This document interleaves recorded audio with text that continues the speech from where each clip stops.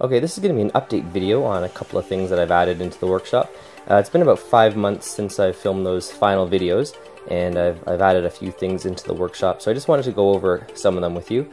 The first thing I want to show you is with regards to the center workbench here. I mentioned that I wanted to add a vise onto it, and you can see it right here. If you remember, there was a vise sitting in a box down there, so I finally installed this, and you can see it right here. This is a General International vise, and I purchased it from Rona, I believe about a year and a half ago, and finally getting around to putting it in now. So I'm pretty happy that it's finally complete. Now the workbench is a real workbench. It has a vise on it, something I can work with. I have 2 hardwood blocks in there as the jaws for the clamp. So it's a real woodworking vise now. It's a little bit finicky to install. It looks good, but it's a little bit tricky at times to install. You can see underneath here I had to add 2 extra 2x4s as blocking just to support the leg screws that go into it. There's 2 on this side and then 2 on the other side here as well. So they screw into the underside of the bench. There's also a bolt on this side, and it goes right through to the center, and then you can see all the screws that I use to hold it onto the main frame of the bench. So there's a little bit of measuring involved. I mean, you put the vise on, hold it, measure it, drill a hole, take it off, measure it again, drill another hole, put the vise on, take it off. So there's a lot of back and forth involved with the setup of it. But you know what? It's worth it in the end. It looks pretty good. Operation is pretty smooth. Opens nice and wide here as well. There's also a quick release trigger here, so if you just squeeze this trigger, you can open it without having to screw it and close it again. Clamping is pretty tight too. I haven't had a chance to use it for any projects yet, but just in testing it, it looks pretty good. I guess the jaws of the vise are they're a little bit angled, so the top of the jaws engage first, and then the bottom. So it's just engaging on the top. You can see this is closed here, a bit of a gap down there, and then it squeezes tight. I guess it's by design. You want to hold your workpiece better, so may as well squeeze the top first.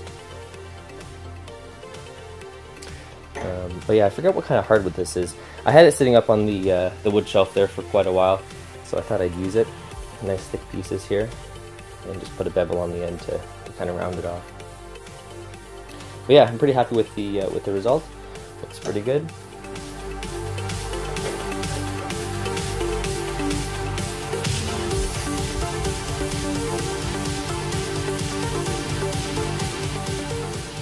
Okay, the next update I want to show you is on this back workbench here, and it has to do with the under cabinet lighting that I installed there under it.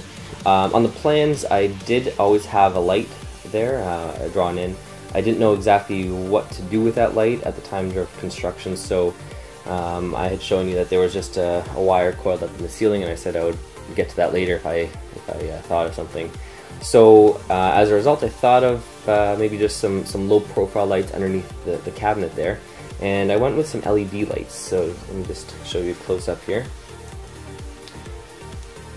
I got some LED lights stuck up under there now, and it's low profile. It doesn't get in your way. It's not in your line of sight when you're working there, and it's not shining in your eyes either. But it gives enough lighting, or adequate lighting, for the workbench here if you have some projects. Just nice task lighting, and it's not too bright. It's not overly bright, but it just brightens up the workspace if you're working here. So I mean, when the light is off, it's there's adequate light there anyways, but with the LEDs on, it's actually a lot brighter and a lot easier to work with when there's better light. So I'm pretty happy with how that turned out. I'm glad that I went with the LEDs there, and it just gets rid of that extra switch leg up in the ceiling there. So let me show you how I ran the wires here. If you remember, there was the coil of 14.2. I just took that, strung it over to here, and I have a junction box up here. This is a 4/11/16 box. It seems a little bit big, but I do have the transformer in there for the LED lights. So I just wanted to have everything kind of contained within that one box, and then I have that 18.2, that red 18.2 coming out. It just goes back down beside the cabinet there, and it comes out just on the side there.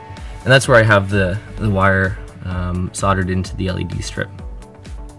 So what I have, I actually got these LEDs from a store called Sayal Electronics, and I'm not sure if they have it in the States. It's up here in Canada and Toronto, so I went there, picked it up. These lights come on a reel, and these particular lights have like a rubber casing around them. You can focus here. There's like a little rubberized barrier just around the lights, and it just keeps the dust out. And you know, you don't really need to keep the dust off these LED lights, but just peace of mind, I guess. Keeps them nice and clean, and you don't have to worry about blowing them off or anything, having dust accumulating on them. But yeah, so there's a little adhesive backing that's along the string. So I just I cut the wires, or I cut the light strips to length, soldered on the connections, and then stuck them on. There's a little adhesive backing. You just take the protective layer off, stick them on, and forget about them. They're there for good. What I did just on each strip, I have those little junction wires soldered between them, just to connect two strips together. So there's the first and second ones in the back. They're a little bit longer. They go right to the very edge of this this upper cabinet here, this side cabinet. And then the second one goes back. There's a jumper wire between them for the third and the fourth lights here, or third and the fourth strings. And I don't even know how many LED lights are on there, but it's just enough to brighten up that area.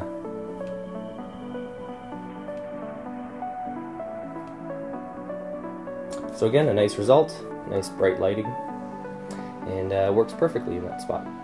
So there's those two updates there. There's the device and the LED under cabinet lights.